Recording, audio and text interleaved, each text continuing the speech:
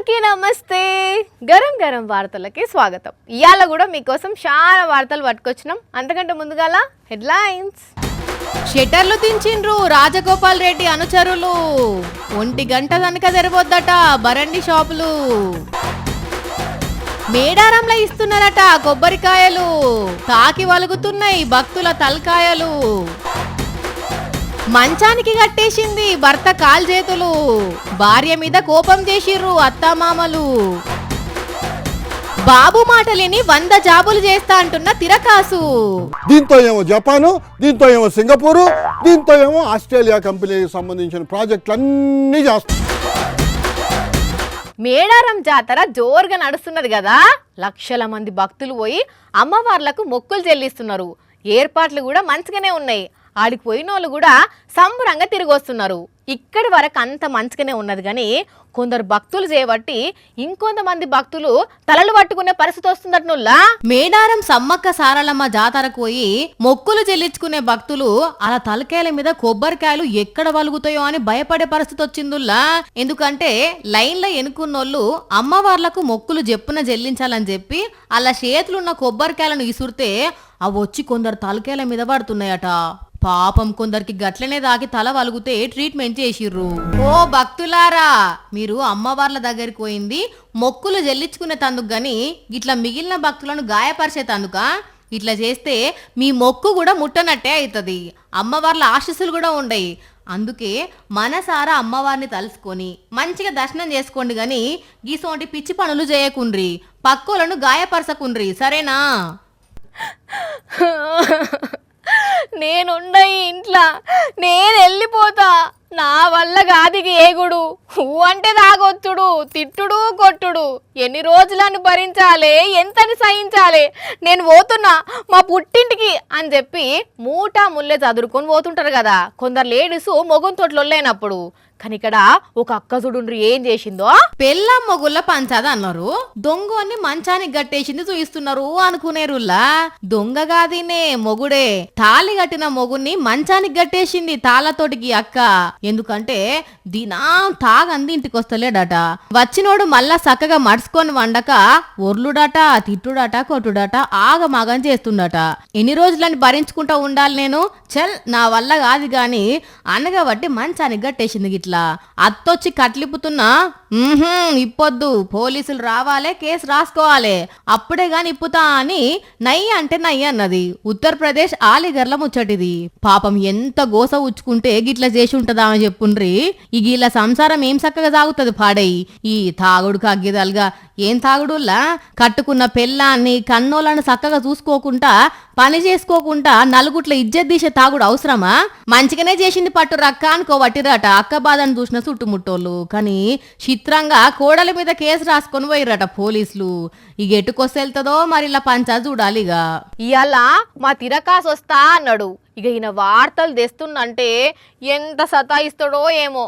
ఇంతకు ఈయన ఏడున్నాడో కదా. అమ్మ బాబోయ్, ఒక్క కంప్యూటర్ తోనే పని చక్కగా చేయని మా తిరకాసు ఇవాళేందో 5 కంప్యూటర్లు ముందేసుకున్నాడు. అయ్యా తిరకాసు, కంప్యూటర్లు ఖరాబ్ అయితే రిపేర్ చేసే దుకాణం ఏమైనా పెట్టినవా ఏంది? నేను హార్డ్వేర్ తిరకాసును కాదమ్మా, ఐఎమ్ తిరకాసు software, MBBS, SRCS, enforcement directorate. Software లా మెడికల్ కోర్సులు ఎప్పుడు పెట్టిర్రు? ఒకరు పెట్టింది నేనెందుకు చేయాలని చెప్పి నాకు నచ్చిన కోర్సులు నేనే పెట్టుకున్నా. ఆహా, ఇట్లా కూడా పెట్టుకుంటారా?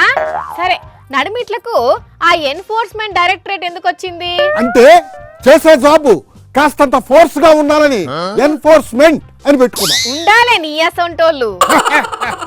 ఇప్పటి నుంచి సాఫ్ట్వేర్ కోర్సులను కూడా నేనే కనిపెట్టబోతున్నా. ఆయన ఎవరో సెల్ ఫోన్ నేనే కనిపెట్టినా అని చెప్పుకుంటుండట. సాఫ్ట్వేర్ కోర్సులను కనిపెడతా అంటున్నావా?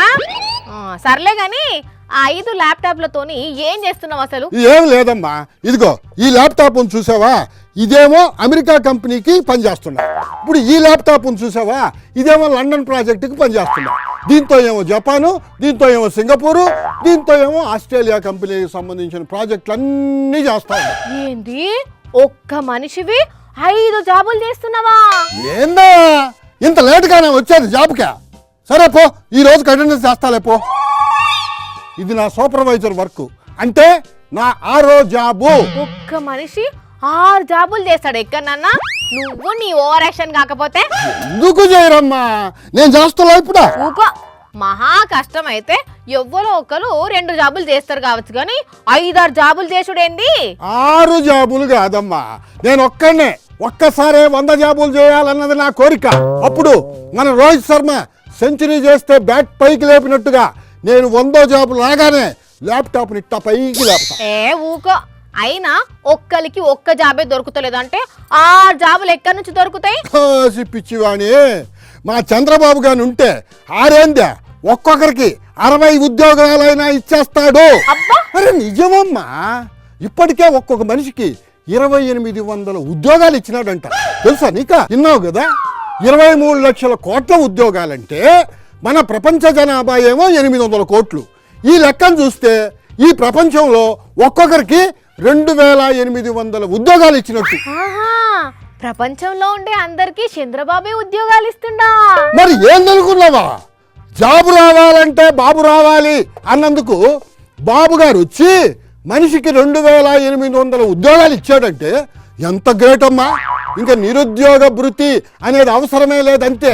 కావాలంటే ఉద్యోగాలు చేసే వాళ్ళంతా కూడా ఆయనకే రివర్స్ లో నెలకి 3000 రూపాయలు పంపించాలా, అది జరగాల్సింది. ఊగా ఆయన చెప్పుడు ఆయన మాటలు పట్టుకొని నువ్వు ఎగురుడు మంచిగానే ఉన్నది కదా. ఒక్క జాబే దిక్కు లేక చాలా మంది అవస్థలు పడుతుంటే 2800 ఉద్యోగాలట. మరి భూగ్రహం కాకుండా ఇంకా వేరే గ్రహంలో ఉండే గ్రహాంతర వాసులకు కూడా జాబులు ఇప్పిస్తాడు కావచ్చు చంద్రబాబు.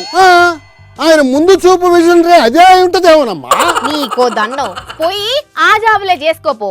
ఈ జాబ్ ఎందుకుగా, నేను వేరేటోళ్ళని చూసుకుంటా. వద్దమ్మో, నేనేదో వార్త చెప్పాలని ఇదంతా చేశా, అంతేగాని ఒక మనిషి ఏడన్నా 6 జాబులు చేస్తాడంటమ్మా. 23 లక్షల కోట్ల జాబులు ఎవరన్నా ఇస్తారంటమ్మా. ఒట్టిగా నా పొట్టగొట్టబాకమ్మా. ఇంకోసారి గీసోంటి డ్రామాలు ఆడకు సరేనా? ఆఫీస్కి రాయిగా. నిరుద్యోగులారా, చంద్రబాబు మాటలు విన్నారు కదా, 23 లక్షల కోట్ల జాబులట. పోయి మరి ఎక్కడనో చూపెట్టుమనుండ్రిగా. సరస్వతి నమస్తుభ్యం వరదే కామరూపిణి విద్యారంభం కరిష్యామి సిద్ధిర్భవతు మే సదా పద్మపత్ర విశాలాక్షి పద్మకేసరవర్ణిని నిత్యం పద్మాలయం దేవి సామాం పాతు సరస్వతి. ఇలా వసంత పంచమి సందర్భంగా చాలా జాగర్ల ఇట్లా సరస్వతీ దేవి శ్లోకాలతోటి మారు మోగిపోయినాయి గుళ్ళు. మరిగా ఎక్కడెక్కడ పూజలు ఎట్టెట్లా జరిగినాయి చూద్దాం పాండ్రి. పొద్దుగాల నిద్రలేసి తానాలు చేసి పిల్లగాళ్లకు పట్టుబట్టలు పసుపు బట్టలు కట్టించి పెన్నులు పుస్తకాలు పట్టుకొని గుల్ల బాట పట్టిండ్రు పేరెంట్స్.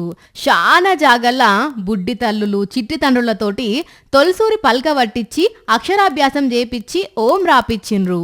ఇక ఎప్పటి లెక్కనే బాసరి సరస్వతి మాత టెంపుల్ పబ్లిక్ తోటి కిటకిటలా ఆడింది.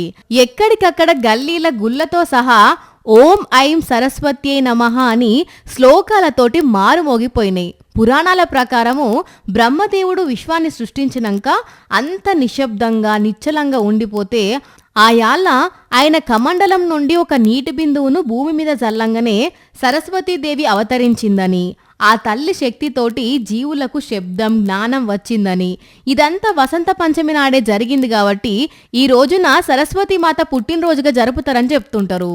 ఈ రోజును శ్రీ పంచమి, మదన పంచమి, బసంత పంచమి అని కూడా పిలుస్తుంటారు. ఇట్లాంటి పర్వదినాన పిల్లలకు అక్షరాభ్యాసం చేపిస్తే మంచి చదువు విద్యా బుద్ధులు వస్తాయని, మంచి జ్ఞానం కలుగుతుందని నమ్మిక. కాబట్టి ఇట్లా జరిపిస్తుంటారు అందరికీ. మరిగా ఆ తల్లి ఆశీస్సులు అందరి మీద ఉండి పిల్లగాళ్ళందరూ మంచి విద్యాబుద్ధులతోటి దూసుకుపోవాలని, పెద్దోళ్ళందరికీ మంచి జరగాలని కోరుకుంటా అందరికీ వసంత పంచమి శుభాకాంక్షలు. వైన్ షాపులు మధ్యాహ్నం 1 గంట దానికి తెరవద్దని ఎమ్మెల్యే అనుచరులు, లేదు తెరుస్తామని వైన్ షాపోళ్ళు, నడిమిట్లా ఎక్సైజ్ ఆఫీసర్లు. ఇక చూడాలే మునుగోడ్ల ఇయ్యాలంతా ఇదే రచ్చా. బరండి షాప్ దుకాణం సెటర్లు వీళ్ళు దించుడు వాళ్ళు వచ్చి ఎత్తుడు ఇదే నడిచింది ఇవాళ మునుగోడులా. మొన్ననే కోమటిరెడ్డి రాజగోపాల్ రెడ్డి సారు బరండి దుకాణం కాడికి పోయి వార్నింగ్ ఇచ్చిండు కదా, మధ్యాహ్నం 1 గంట దానిక తెరవద్దని. నువ్వు పొద్దున్నాక నువ్వు తాగిన రోజు మనం దాపి నువ్వు తాగుతావా? వాళ్ళ కుటుంబాలు ఏమో నాశనం కావాలి, మీ కుటుంబాలు బాగున్నారు. అయినా కూడా షాపుల్లో వాళ్ళ టైం ప్రకారమే ఓపెన్ చేసేటాలకు రాజగోపాల్ రెడ్డి సార్ అనుచరులు షాపుల కాడికి పోయి చెప్తే మీకు అర్థమైతే లేదా అనుకుంటా ఇంకో ఇట్లా షటర్లు దించిర్రు. మేము పోయినాక తీసి రేపు ఎవరు చూడడు ఏం చేయడం చేసి ఇది చేసుకొని ఇబ్బంది పడకండి. ఓపెన్ చెప్తున్నా 6 గంటలకు పర్మిట్ రూమ్. ఇక ఈ ముచ్చట ఎక్సైజ్ ఆఫీసర్లకు తెలుసుడుతోనే వాళ్ళు వచ్చి మళ్ళా తెరిపిచ్చిర్రు. ఈ టైంలో జరంతా గడబిడ బగ్గనే అయింది.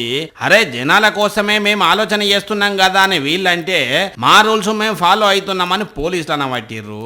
మీరైతే మీ రూల్ ప్రకారం ఎక్సైజ్ పాలసీ ఎట్లుందో దాని ప్రకారం ఫాలో కమ్మని చెప్పారు. మరి రేపటి నుంచి ఏమైతుందో గానీ ఇయ్యాలనైతే ఇట్లా నడిచింది కథ.